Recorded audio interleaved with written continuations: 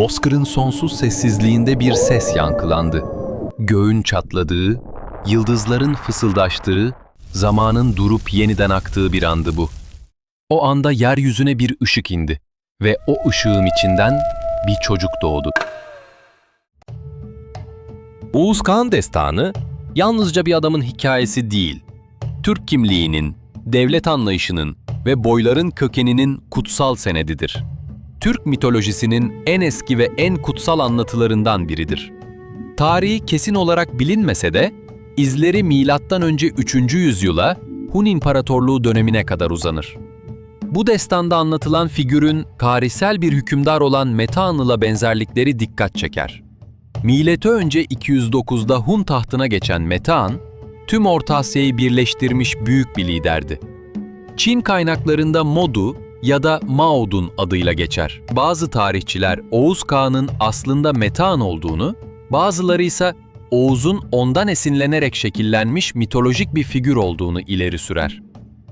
Kesin olan tek şey, bu iki ismin Türklerin kolektif hafızasında birbiriyle iç içe geçtiğidir.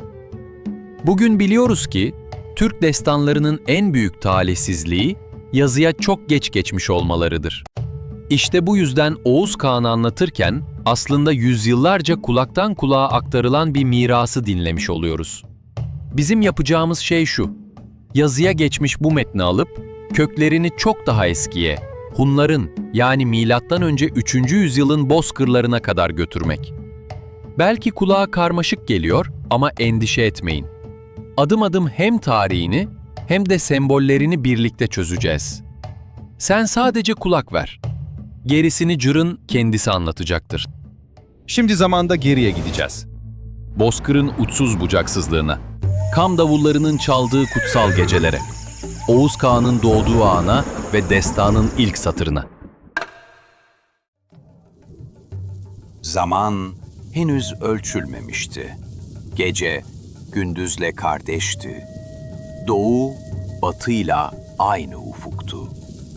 Ve işte o an gök yarıldı. Göğün derinliğinden ışık süzüldü. Toprakla gök arasındaki perde delindi. Bir bozkır gecesindesiniz, rüzgar birden susuyor, ateş kıpırdamadan yanıyor, hayvanlar başlarını eğiyor. Sanki doğa bile nefesini tutmuş. Çünkü o an sıradan bir doğa olayı değil, kozmik düzenin konuştuğu andır. Peki göğün yarılması ne demek? Bu sadece bir hayal ürünü mü? Hayır. Kadim kültürlerde göğün açılması hep ilahi müdahalenin işaretidir. Babil mitlerinde göklerin kapısı açılır, Antik Mısır'da Tanrı Ra yeryüzüne iner. Türkler içinse göğün yarılması yalnızca bir doğumu değil, bir milletin kimliğinin gökle buluşmasını anlatır. Bakın, bozkır insanı için gök sadece üstteki mavilik değildir. Yağmurun sahibi, yıldızların rehberi, zamanın ölçüsüdür. Gök olmadan yaşam olmaz. Ve şimdi gök içinden bir ışık gönderiyor. Ama bu ışık sabah güneşi değil, yıldız kayması hiç değil. Kuttur. Türklerin inancındaki en kutsal şeyin parıltısıdır kut. Hanlara ve kağanlara verilen tanrısal onaydır. Lider ancak kut aldığı zaman meşru sayılır. Ve işte Oğuz'un doğumundaki ışık bir çocuğun değil, gelecekte bir milleti yönetecek bir kutun doğuşunun habercisidir. Aslında tanıdık geliyor değil mi? Çünkü Türk mitolojisinde kut yalnızca kağanların değil, evrenin de varlık sebebidir. Yaratılış destanında gök ve yer yaratılırken kutun düzen verici ışığı yine sahnedeydi. O videoda evrenin nasıl var edildiğini konuşmuştuk. Burada ise aynı ilahi kudret bir çocuğun doğumuna yön veriyor. Yani önce evren doğdu, sonra millet doğdu ve ikisinin de ortak dili kuttu. Işık yeryüzüne değdi, parladı, büyüdü. İçinden bir çocuk doğdu. Onun adı Oğuz Kağan. Toprak, gökten gelen ışığın değdiği yerde ısındı. Ateş değil ama yanıyordu. Ne yakıyor ne yakılıyordu. Sanki zamanın dışında bir varlık toprağın kalbine dokunmuştu. Bu temas büyüdü ve ışığın içinden bir çocuk doğdu. Peki Oğuz ismi ne demek? Türkçedeki ok, boy, kabile demek. Uz ise halk. Yani Oğuz halkların bütünü. Daha ismiyle bile bir kişinin değil, bir soyun sembolüydü. Onun doğumu sadece bir çocuk değil, bir milletin doğuşuydu. Anlatılar der ki, yüzü gökyüzünün sabahla birleştiği o dinginliği andırıyordu. Gözlerinde yıldızların titreşimi vardı. Sanki göğün haritasını okuyordu. Bir bebek gibi değil, 1000 yıllık bir bilge gibi görünüyordu. Türk mitolojisinde doğum, seçilmişlik işaretidir. Şamanlar bile doğduklarında gökten bir işaret ararlardı. Yıldırım, kurt, ışık. İşte Oğuz'un doğumu da böyle bir işaretle süslendi.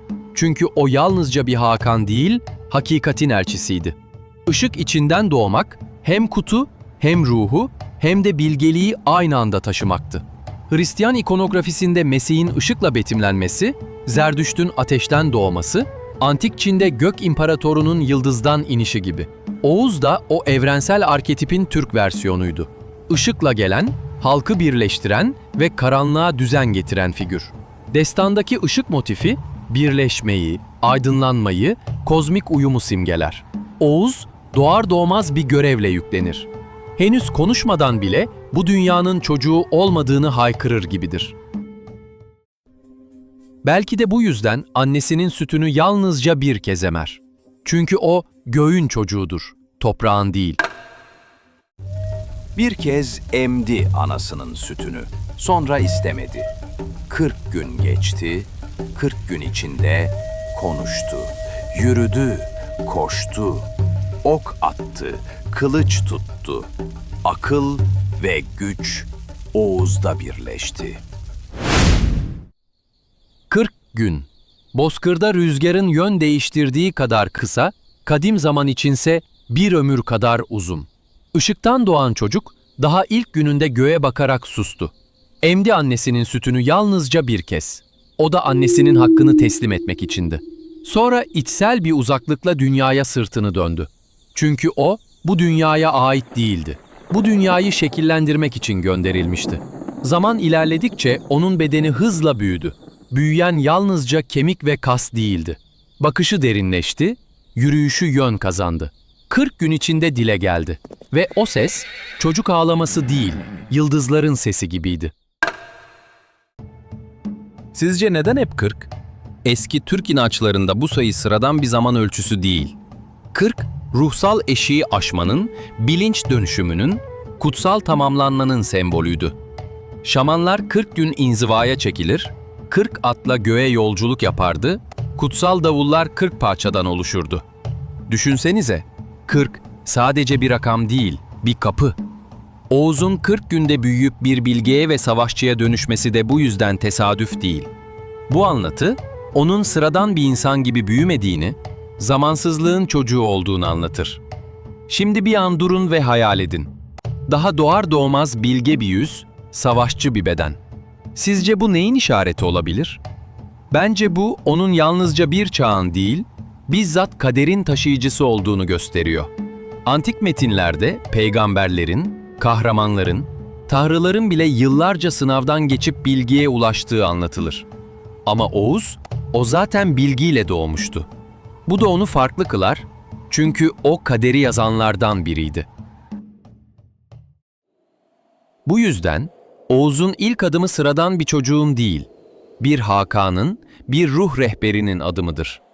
Yüzünde 1000 yıllık bir bilgenin dinginliği, ellerinde göğü delen okun titreşimi. Ve işte bu an, Oğuz'un artık sadece bir çocuk değil, bir kut taşıyıcısı olduğunu tüm bozkıra ilan eder. Av avlandı. Karşısına bir canavar çıktı. Gözlerinden ateş, ağzından duman. Yayını gerdi, oku gönderdi, kalbine sapladı. Bozkırın rüzgarı o gün sessizdi. Gökyüzü açık ama sanki uzaklardaki yıldızlar bir şeylerin yaklaşmakta olduğunu fısıldıyordu. Oğuz tek başına ava çıkmıştı. Ama bu bir hayvanın peşine düşmekten öte bir şeydi. Gözleri yerde değil, ufukta bir gölgeyi arıyordu. O sırada uzaktan bir bozkurt uluması duyuldu. Belki de bu gökten gelen işaretin yeryüzündeki yankısıydı. Birden toprağın derinliklerinden bir titreşim yükseldi. Otlar eğildi, hava karardı. Gövdesi yerle gök arasından yükselen, gözlerinden kıvılcımlar saçan bir yaratık çıktı karşısına. Ağzından çıkan duman gökyüzünü boğar gibiydi. Bu sahne aslında bir savaş değil. Bu kutum sınanması. Mitolojide hep aynı düzeni görürüz. Her kutsal doğumdan sonra bir karanlıkla karşılaşma gelir. Peki neden? Çünkü ışığın anlamı karanlıkla yüzleşmeden kavranmaz. Oğuz'un karşısına çıkan yaratık sadece bir canavar değildi. Düşünsenize, belki de bu yaratık onun içindeki korkunun dışarıya yansımasıydı. Sizce de öyle değil mi? İnsan kendi gölgesini yenmeden kim olduğunu bilemez. Yunan'da Herakles'e aslan gönderildi. Hint mitlerinde Rama karanlık iblislerle savaştı. Mezopotamya'da Gılgamış yeraltının canavarlarıyla boğuştu. Onların hepsi aynı şeyi yaşıyordu. Kendi kimliklerinin sınavını. Oğuz'un da oku canavarı öldürmek için değil aslında. Görevini gökle mühürlemek için atıldı. Çünkü o ok yere değil, kaderin kalbine saplandı. Anlatılar der ki, canavarın gözlerinden çıkan ateş, Oğuz'un gözlerindeki dinginlik karşısında söndü. İşte bu, gücün değil, kutun zaferiydi. Ve şimdi, Oğuz artık sadece doğmuş değil, tanınmış, görülmüş ve seçilmişti. Bir gün gökten ışık indi. Işığın içinden ay yüzlü, gök saçlı bir kız çıktı. Oğuz gördü, sevdi, evlendi. Oğuz bir gece çadırından çıktı. Gökyüzü o gün her zamankinden daha parlaktı. Yıldızlar bir araya toplanmış gibiydi. Aniden göğün ortasında bir ışık belirdi. Ama bu defa öncekinden farklıydı. Yumuşak, serin, davetkar bir parıltıydı bu. Göz kamaştırmıyor, kalbe dokunuyordu. Işık toprağa indiğinde içinden bir kız belirdi. Yüzü ay gibi yuvarlak ve aydınlık, saçları gök renginde. Sanki yıldızların ipe dolanmış haliydi. Gözleri gece ile gündüz arasındaki sessizlik gibiydi. Oğuz ona baktı ama bu bakış gökle yerin birbirini tanımasıydı. Göz göze geldiklerinde zaman durdu. Sanki evren bir an için onları izledi. Oğuz onun kim olduğunu sormadı. Çünkü biliyordu. O kız göğün ona gönderdiği eştir. Ve bu evlilik sadece iki bedenin değil, iki dünyanın birleşmesidir. Eski Türk inancında Hakan'ın eşinin gökten gelmesi sıradan bir ayrıntı değil. Bu aslında derin bir semboldür. Çünkü soy ancak gökle birleşirse kutsallık kazanır. Mitoloji buna hieros gamos der. Kutsal evlilik. Düşünün, dünyanın farklı köşelerinde aynı inanç, gökten gelenle birleşmeyen hiçbir soy kutsal sayılmıyor. Sizce bu tesadüf olabilir mi? Mezopotamya'da İştar'la kralın birleşmesi, Antik Mısır'da Firavun'un tanrıça Maat'la evliliği, Yunan'da Zeus'un Hera'yla göksel düğünü, hep aynı arketip, hep aynı mesaj. Türkler de bu bağı kutla mühürlemişti. Hakan kutu gökten alır ama onu sürdürebilmesi için göğün ruhuyla birleşmesi gerekir. Yani eş yalnızca bir kadın değil, göğün cevabıdır. Oğuz'un karşısına çıkan kızın ay yüzlü olması, kadınsı bilgeliği ve kutsal doğurganlığı simgeliyordu. Saçlarının gök rengi olmasıysa sadece onun gökten geldiğini anlatmaz. Daha ötesi, o kız bizzat göğün kendisiydi. Düşünsenize, bu kız bir kişi değil, bir işaretti. Oğuz'a göğün ikinci mesajıydı. İlki doğumuydu, buysa kaderinin mühürlenişi. Ve o gece yıldızlar biraz daha parlak parladı. Bozkır biraz daha sessizleşti. Çünkü gökle yeryüzü birleştiğinde artık gelecek de yazılmaya başlanmıştı. Bir gün yeniden avlandı. Dağların arasında yerden buhar yükseldi. Buharın içinden toprak yüzlü, gece gözlü bir kız çıktı. Oğuz gördü, sevdi, evlendi. Oğuz, gökle birleştikten sonra yalnız kalmadı. Çünkü gök kadar toprak da bir cevap istedi. Bir gün yeniden yola çıktı. Rüzgarın yüzüne vurduğu, taşların anlamsızlaştığı bir yerde ne bir iz vardı ne bir ses. Ama bir şey yaklaşıyordu. Yerin altından çıkan sıcaklık, bozkırda ince bir buhar gibi yükselmeye başladı. Sanki yer kabuğu soluk alıyordu. Oğuz yaklaştı ve buharın içinden bir silüet belirdi. Bir kız. Ama bu defa gökten inen gibi ışıklı değil, derindi. Gözleri geceyi andırıyordu. İçinde bir sonsuzluk taşıyordu. Oğuz ona da baktı. Ama bu defa bakışı daha farklıydı. Tanıdık ama uzak. Korkutucu ama huzurlu. Bu kız onun gökle tamamladığı kaderin yerle mühürlenmesi gibiydi. Oğuz onu sevdi ve onunla da evlendi. Bu anlatı Türk mitolojisinde derin bir simetri kurar. Önce gökten inen eş, şimdi yerden çıkan eş. Bir bakalım. Biri göğün kutunu getiriyor, diğeri yerin bereketini. İkisi yan yana geldiğinde sadece bir evlilik değil, evrenin iki kutbu birleşiyor. Oğuz bu iki eşle yalnızca bir hanlık kurmuyor. Evrenin dengesini temsil eden bir soy başlatıyor. Yerden çıkan kızın tasvirine bakın. Gözlerinin gece gibi derin olması, bilinçaltını ve toprağın sakladığı bilgeliği simgeliyor. Yer, burada yalnızca toprak değil, hafıza, geçmiş, kökler demek. Öyleyse gökten gelen eş Oğuz'un kaderi, yerden gelen eşse onun hafızası oluyor. Ve işin en ilginç yanı şu, bu motif yalnızca Türklerde değil, gökle yerin birleşmesi neredeyse bütün kültürlerde anlatılır. Farklı isimler, farklı biçimler ama hep aynıdır. Düzen, gökle yerin birliğiyle kurulur. Peki bu tesadüf mü? Aslında değil. Çünkü arkeolojik olarak bildiğimiz en eski ve yazılı örnekler Sümerlere dayanıyor. Bu da insana şunu düşündürüyor. Mitler farklı halkların ayrı ayrı rüyaları mı, yoksa tek bir kökten dallara ayrılan unutulmuş bir hafıza mı? Oğuz bu evlilikle tamamlanır. Artık sadece göğe değil, yere de kök salmıştır. Ve ondan doğacak soy yalnızca gökten değil, yerin derinliğinden de beslenen bir uygarlığın çocukları olacaktır. Gökten eşinden 3 oğul. Gün, ay, yıldız. Yerden eşinden 3 oğul. Gök, dağ, deniz.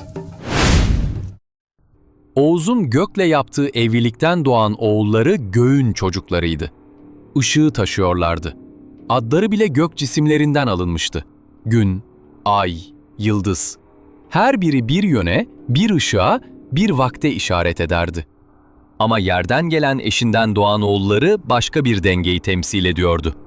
Gök, dağ, deniz. Şimdi dikkat edin, bu gök, Oğuz'un ışıkla indiği kutsal gök değil. Yeryüzünden görülen, üstten örten göktü. Dağ, yerin direği ve deniz, ufkun sınırı. Yani bu üçü insanla yeryüzü arasındaki bağı simgeliyordu. 6 oğul, 3'ü yukarıdan, 3'ü aşağıdan. Sizce bu sadece bir aile ağacı olabilir mi? Hayır, bu aslında bir evren modeli.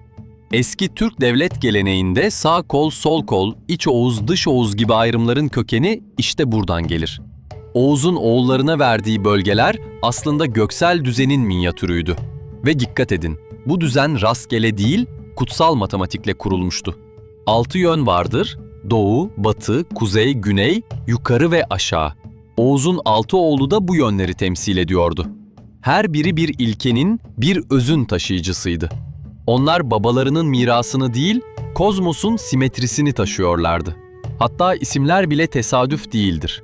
İlk oğul Gündür, ışığıyla aydınlatan, öncülük eden lider. Yanında ay vardır, geceyle gündüzü dengeleyen, uyumu sağlayan. Ve yıldız, yön gösteren, gizli bilgiyi fısıldayan rehber. Sonra yeryüzünün çocukları gelir. Gök, üstten örten ve koruyan, dağ, sarsılmaz bir direk gibi istikrarın simgesi. Ve deniz, değişimin ve yolculuğun bitmeyen akışı. Şimdi fark ettiniz mi? Bu isimler yalnızca çocuk adları değil, aslında evrenin parçalarıdır. Tarihsel olarak baktığımızda da bu sistem Orta Asya'dan Anadolu'ya, hatta Balkanlara kadar uzanır.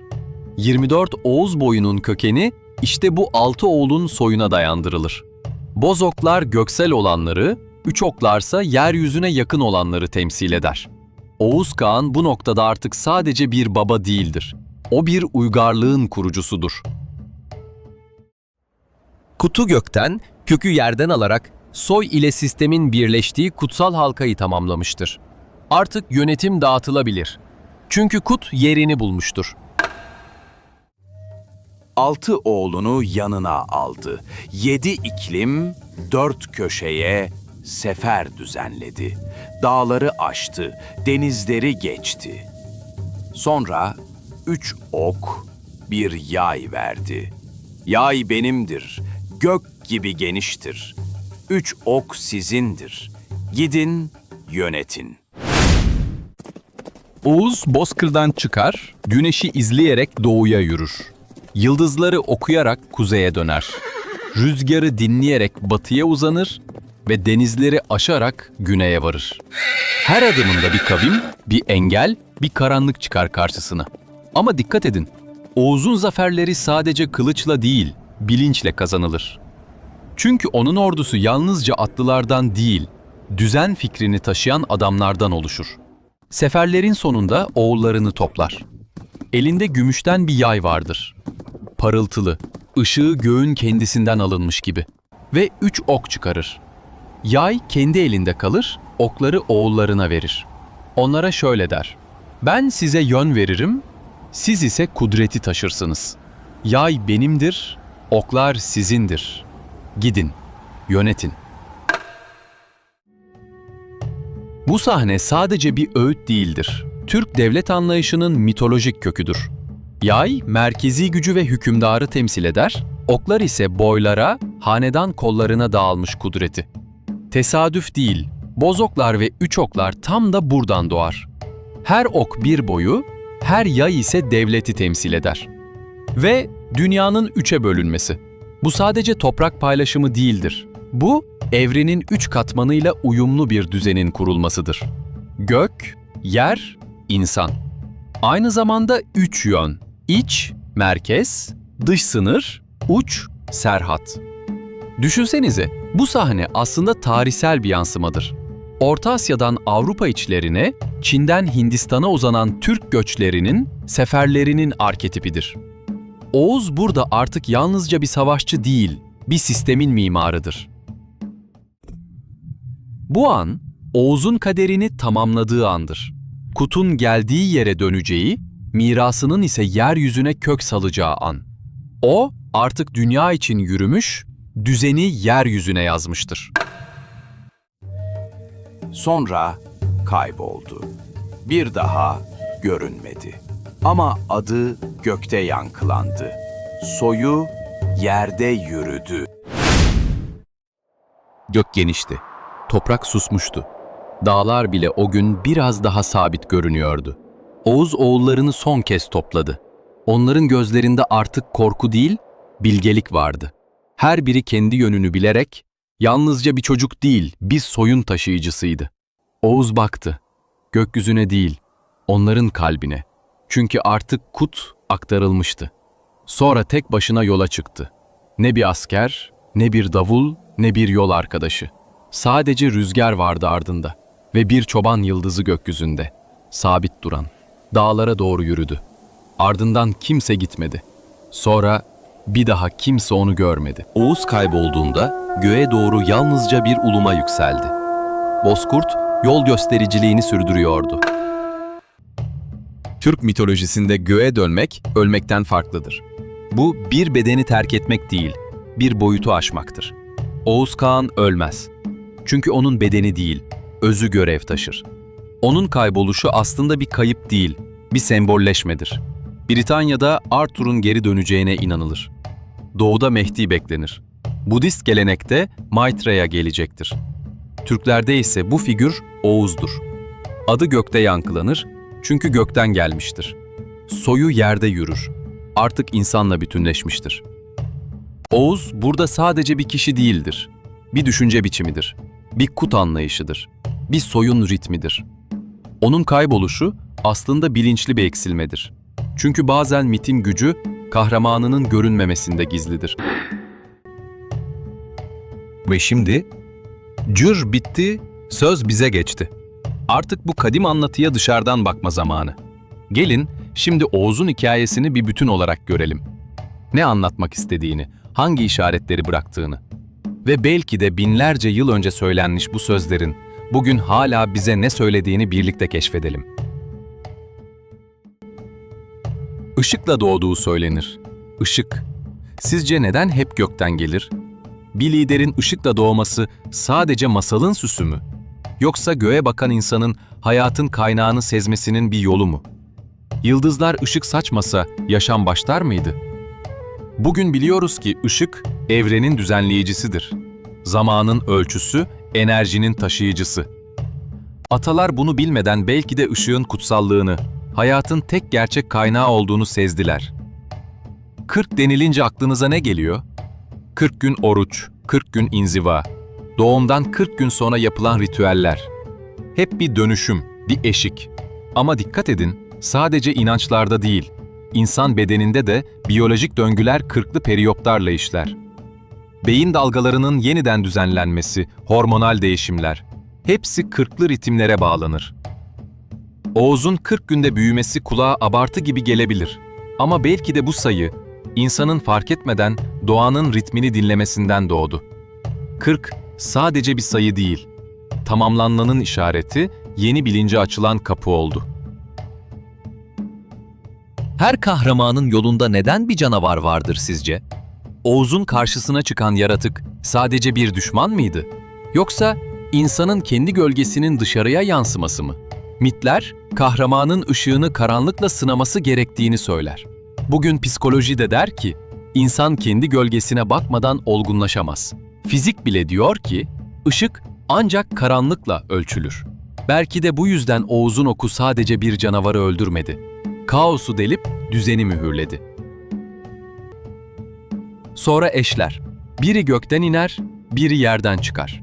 Neden iki? Çünkü gök işarettir, kaderdir. Yerse hafıza ve köktür. Bir ağacın dalları göğe uzanır ama kökleri yere inmezse devrilir. Göğe bakmadan yol bulunmaz, kök salmadan ayakta kalınmaz. Oğuz iki eşiyle birlikte yalnızca bir aile kurmadı, evrenin eksenini kurdu. Peki ya oğullar? Gün, ay, yıldız, gök, dağ, deniz. Bunlar birer isim mi yoksa evrenin parçaları mı? Altı yön, soy ağacına evrenin geometrisini saklamış gibi geldi. Gün aydınlatır, ay dengeler, yıldız yol gösterir, gök örter, dağ tutar, deniz değiştirir. Altı oğul, kozmosun yeryüzündeki yansımasıdır. Oğuz yayı elinde tuttu, okları oğullarına verdi. Bu sadece güç paylaşımı mıydı? Yay merkezde durur, oklar çevreye dağılır. Tıpkı bir yıldızın merkezinde çekim gücüyle gezegenlerini tutması gibi. Merkez yaydır, yönlere giden kudretler. Bu devletin düzenini değil, evrenin işleyişini anlatan bir simgeydi. Ve en son kayboluş. Oğuz ölmedi, göğe döndü. Bu bedeni terk etmek değil, boyut değiştirmekti. Tıpkı bir yıldızın sönüp kaybolmaması, başka bir forma bürünmesi gibi. Enerji yok olmayıp biçim değiştirmişti. Şimdi bütün bu işaretlere baktığımızda ortaya çıkan şey açık. Işık, 40, canavar, eşler, oğullar, yay ve oklar, göğe dönüş. Bunların her biri yalnızca bir masal unsuru değil. Onlar kadim insanların sezgileriyle evreni, ruhu ve düzeni anlamaya çalışmasının işaretleriydi. Ve en sonunda fark ediyoruz ki binlerce yıl önce söylenen bu sözler bugün bilim, kozmoloji ve insan psikolojisiyle örtüşüyor. Bu insanlar yıldızların doğasını, sayıların ritmini, karanlıkla ışığın dengesini bilmedikleri halde evrenin sırlarını farklı tonda aktarıyor.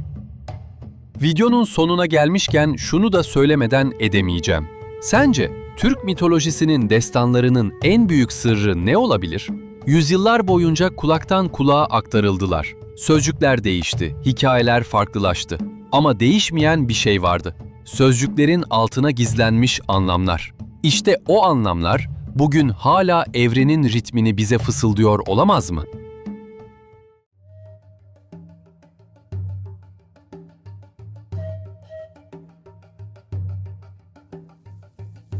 Zaman henüz ölçülmemişti.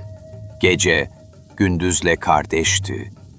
Doğu batıyla aynı ufuktu. Ve işte o an gök yarıldı. Göğün derinliğinden ışık süzüldü. Toprakla gök arasındaki perde delindi. Işık yeryüzüne değdi, parladı, büyüdü. İçinden bir çocuk doğdu. Onun adı Oğuz Kağan. Bir kez emdi anasının sütünü, sonra istemedi.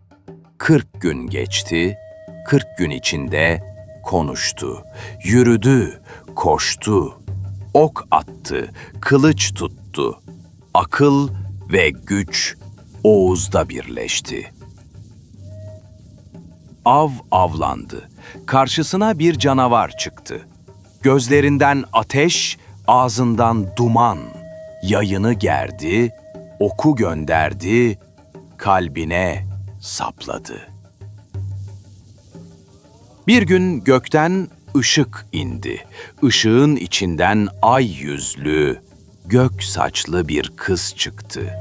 Oğuz gördü, sevdi, evlendi. Bir gün yeniden avlandı. Dağların arasında yerden buhar yükseldi. Buharın içinden toprak yüzlü, gece gözlü bir kız çıktı. Oğuz gördü, sevdi, evlendi. Gökten eşinden 3 oğul, gün, ay, yıldız. Yerden eşinden 3 oğul, gök, dağ, deniz. 6 oğlunu yanına aldı. 7 iklim, 4 köşeye sefer düzenledi. Dağları aştı, denizleri geçti. Sonra 3 ok, bir yay verdi. Yay benimdir, gök gibi geniştir. 3 ok sizindir. Gidin, yönetin. Sonra kayboldu. Bir daha görünmedi. Ama adı gökte yankılandı. Soyu yerde yürüdü. Sıradaki miti seçmek için yorumlara yazın. Videoyu beğenmeyi ve kanala abone olmayı unutmayın.